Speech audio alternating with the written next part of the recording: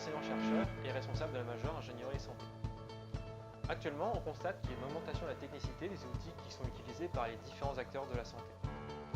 C'est pour ça que désormais, les ingénieurs vont devoir interagir de plus en plus avec les chirurgiens, les médecins.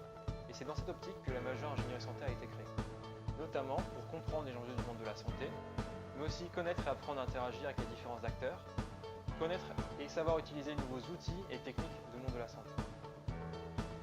La formation est divisée en deux, un tronc commun où l'objectif est d'acquérir les bases de l'ingénierie, comprendre les enjeux de la santé actuellement, avoir des bases aussi en anatomie, en biologie et connaître les biotechnologies actuelles.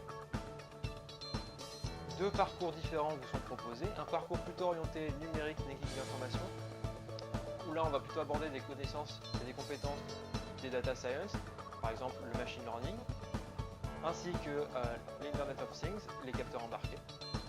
Un second parcours est proposé, celui qui va plutôt être focalisé sur les thématiques de biomécanique, où là on va s'intéresser à la robotique, robotique médicale, la biomécanique du sport, la biomécanique du handicap. Durant chaque semestre, un projet vous est proposé. C'est un projet qui vous permet d'appliquer les connaissances et compétences que vous avez acquises tout au long de la majeure. Dans cette majeure, nous avons différents partenariats, des partenaires entreprises tels que General Electric, Materialize, Decathlon, Proteor, mais aussi des partenaires recherche, notamment l'Institut mécanique humaine Georges Charpak, le CERA, l'Institut Pierre-Gilles de Gênes ou même l'UFR donc de médecine de l'UVSQ. Nous avons aussi fait de nombreux partenariats internationaux, notamment avec la Colombie, où deux enseignants-chercheurs sont impliqués dans l'élaboration des cours de robotique, d'exosquelettes, ainsi que dans la réalisation d'un projet en lien avec les robots NAO. Nous avons aussi une collaboration avec Israël, où là l'objectif est plutôt d'avoir des connaissances et des compétences dans le monde de la gestion des données pour la santé. Dans la majeure ingénierie santé, nous avons une approche aussi par projet.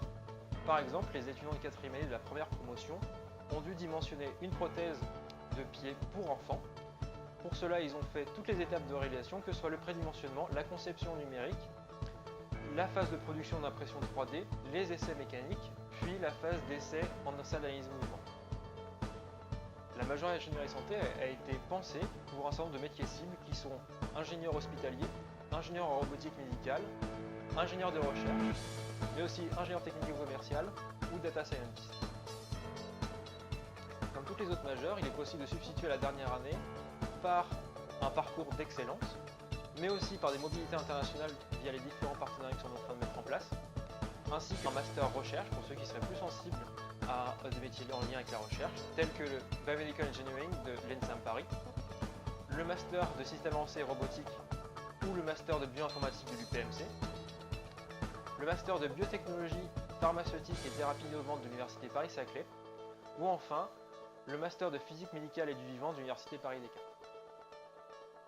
Voilà, je vous ai présenté de façon très synthétique la majeure ingénierie santé. Et si jamais vous avez besoin de plus d'informations, n'hésitez pas à m'envoyer un mail ou à venir me voir sur le site de Sceaux, ou sinon de venir me rencontrer lors du forum des majeurs du 14 décembre.